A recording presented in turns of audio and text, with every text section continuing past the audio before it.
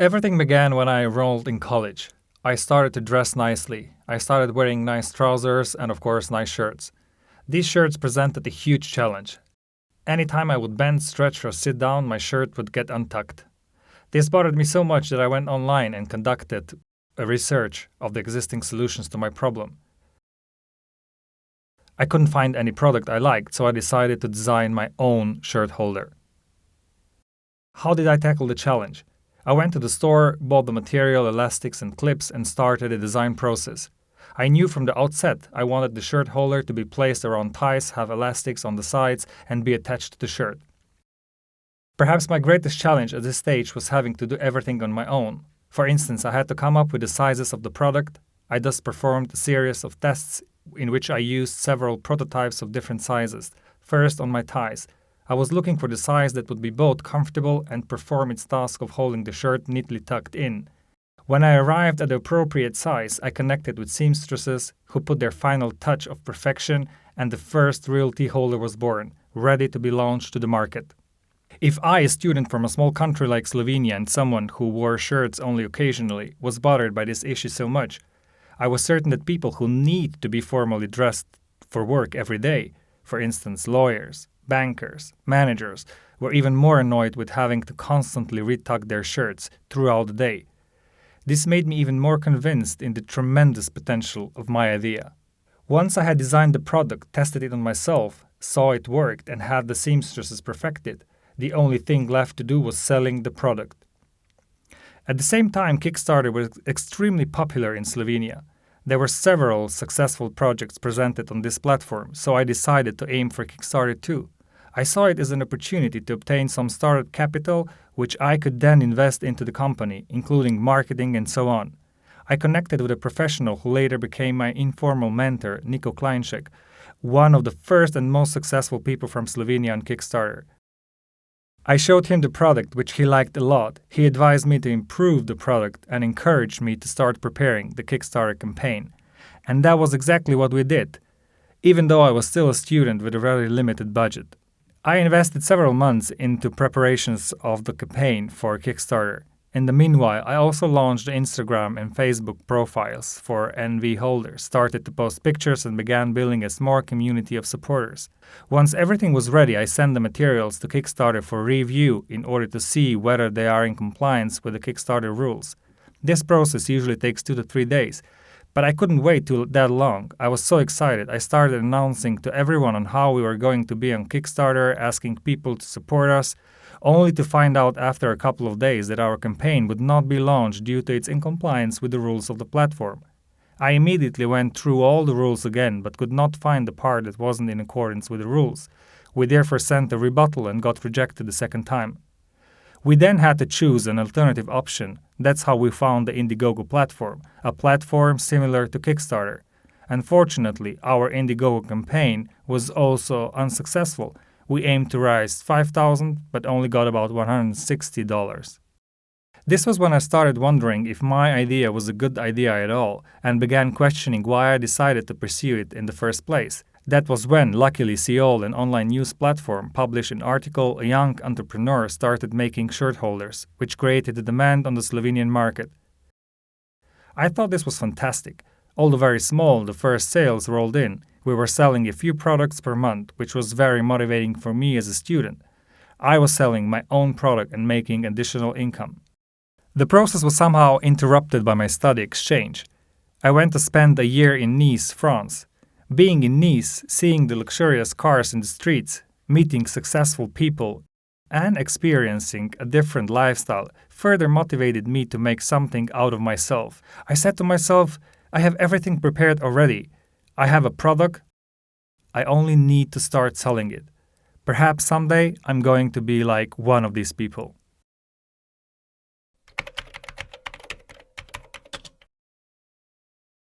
A year after the initial application to Kickstarter, I received another email from them. They had reviewed our campaign and approved its relaunch. I was so excited. I called my family in the middle of the night to tell them the news. I knew at that time that we had a good, sellable product. However, I was also aware that our marketing had been rather poor. I thus started to learn more about digital marketing, especially that on Facebook, and began investing in it. I first searched for potential customers online, mostly Americans between the ages of 25 and 35, starting their careers in the corporate world. Once I collected a database of about 5,000 potential customers, we launched our first Kickstarter campaign. We posted about it on all our social media, sent an email alert to our contacts, and achieved great success. We collected $58,000 US. The success on Kickstarter sparked the interest of the media and increased our visibility among potential customers. The orders kept flying in. With the first Kickstarter campaign, we gathered about 1,500 orders. Sales are great once you are on Kickstarter. When the campaign ends, though, you are on your own. Immediately after the campaign, we only sold between 50 and 100 tea holders per month. But I didn't give up. I continued investing in digital marketing. By the end of 2016, we were thus already selling about 300 tea holders per month. We sold another 2,000 during our second Kickstarter campaign. But the number of orders dropped significantly after this campaign as well. We still sold about 300 items monthly. With digital marketing, we managed to increase these numbers to 500 or 600 orders per month.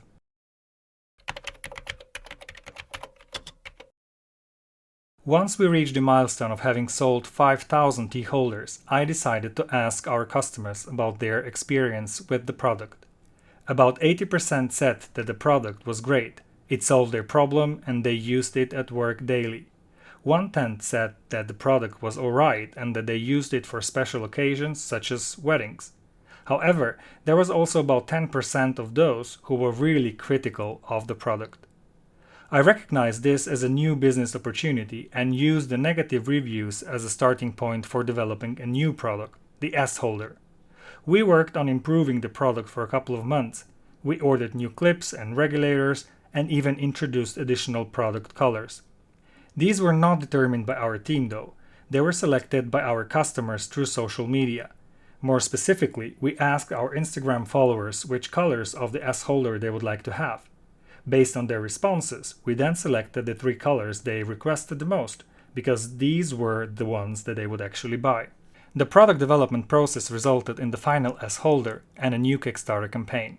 It does not matter what your height is or how long or short your shirt is. S holders will make it look perfect by using regulators and adjusting it to the correct size, which will ensure that your shirt stays perfectly tucked in, even when you stretch or kneel.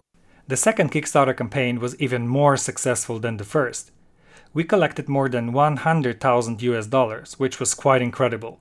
This was the result of, firstly, having built a community on social media, both on Facebook and Instagram.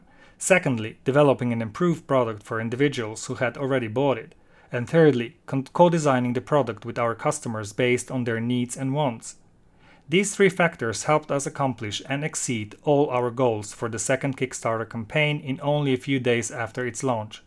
Overall, a consumer focus truly brought our company great success.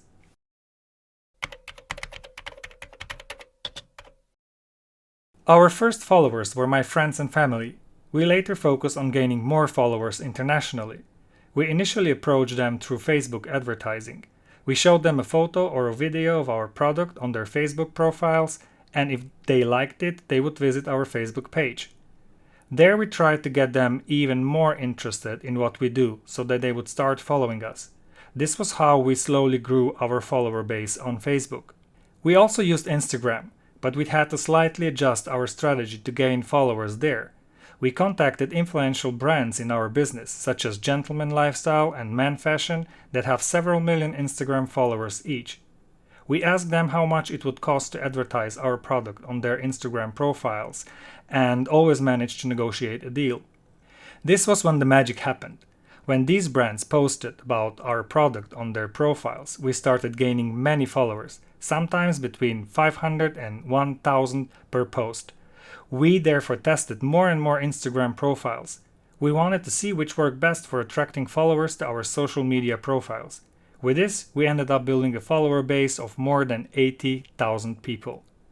To put this into perspective, before the first Kickstarter campaign, we only had about 5,000 followers potentially willing to buy our product. Between the first and the second campaign, this number jumped to 50,000 followers. This was due to Facebook advertising and Instagram partnership with other brands.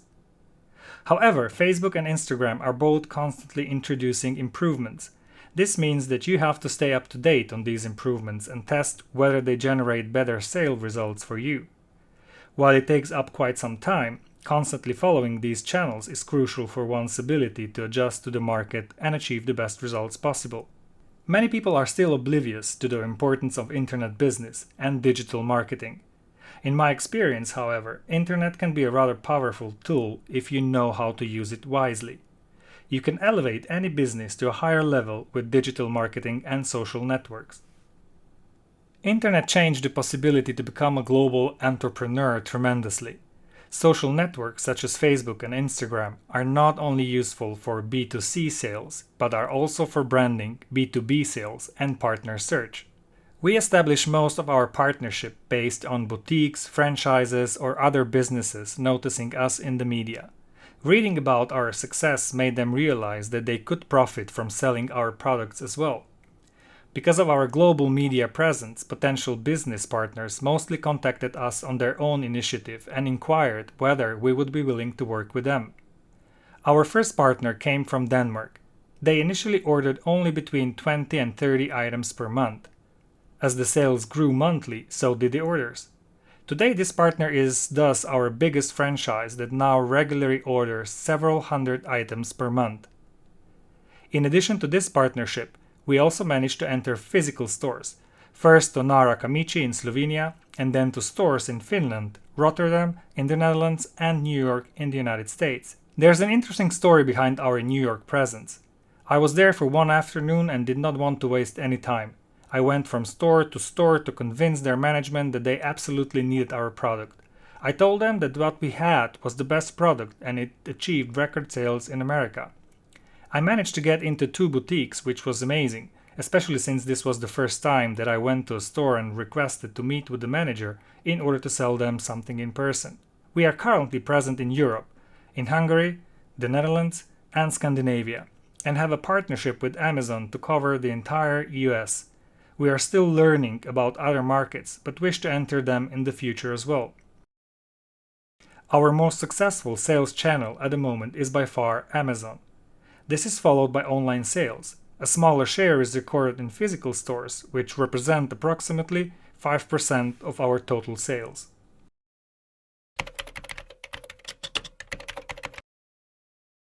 We work a lot with media.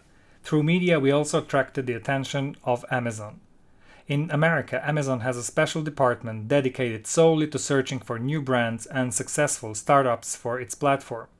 I was extremely honored that a company as big as Amazon approached us with an invitation to collaborate. We immediately started the preparations. Preliminary competitor analysis was our first step. Unfortunately, I discovered that several low-budget copies of our product were already present on Amazon at the time. This was when I decided that we would build our competitive advantage by offering not only the best quality product, but also the best quality photos and texts for marketing purposes and the best customer service. This was how I intended to get the best customer reviews, which are the most important aspects of sales on Amazon. Being on Amazon completely revamped our business. We initially sold between 300 and 500 items, but our sales through this channel kept increasing. We now sell approximately 1,700 S-holders monthly, mostly through Amazon. Our success on Amazon stems from, firstly, profound knowledge of the American market, secondly, an understanding of the marketing channels that work best for us, and thirdly, an effort put into getting the best customer reviews. I personally put a lot of energy into earning favorable reviews for our product, especially since it is the most expensive among competitors. While competitors charge between $10 and $15 for copies, our price is set at $39.90. If you are the most expensive, you have to be the best, both in product quality and customer service. I thus always address any bad reviews. I once spent an entire weekend looking through thousands of orders to identify the customer that posted a bad review of our product. I then contacted them, solved their problem, and sent them a new product. The customer was so satisfied that they changed their review from a 1-star to a 5-star review. This approach helped us to achieve the biggest sales in our category on Amazon.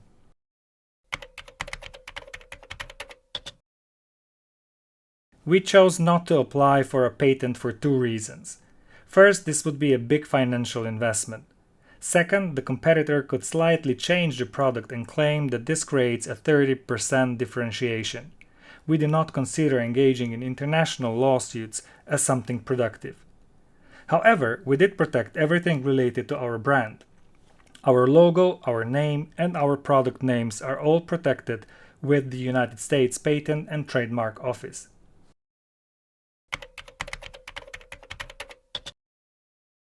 Our main competitive advantage is the quality of our products, which are also handmade. We produce the products ourselves in our production facility in Slovenia.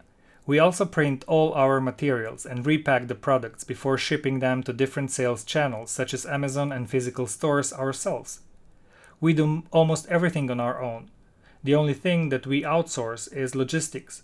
However, our business partners for logistics make sure that we can deliver our product anywhere in the world within only a few days.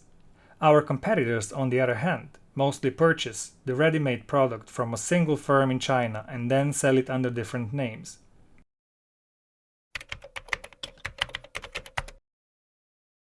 The company started out as a very small business. It only consisted of 2 seamstresses and myself. With our first success on Kickstarter, the team started to grow. First, we hired 2 graphic designers. This was because being in the internet business, we needed a polished internet image. Next, we also hired 2 accountants and a printer.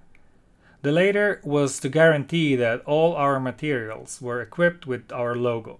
We wanted to make sure that the consumers understood that we were the brand selling the product. After the second Kickstarter campaign, the team grew further. Due to the increase in the demand, we hired additional seamstresses. We also added a photographer/filmmaker to the team to be able to generate all the graphic materials for Facebook and Instagram advertising in-house. Finally, we hired a public relations expert who writes a blog on gentleman's lifestyle, which we advocate as a brand. This was how the team grew from 3 to 15 employees. For me as an entrepreneur, it is extremely important that each team member has a stake in the company and is happy that they are able to work with you.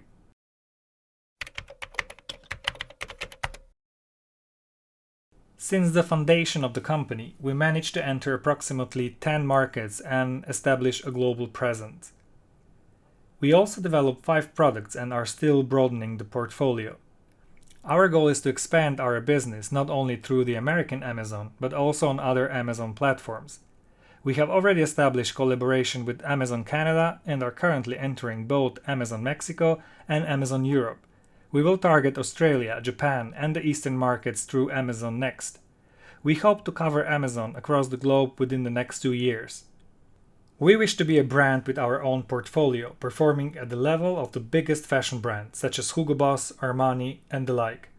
This is a very ambitious goal, but I have the next 60 years to reach it. We will definitely work in men's fashion at the top level and try to compete with the biggest players in the industry.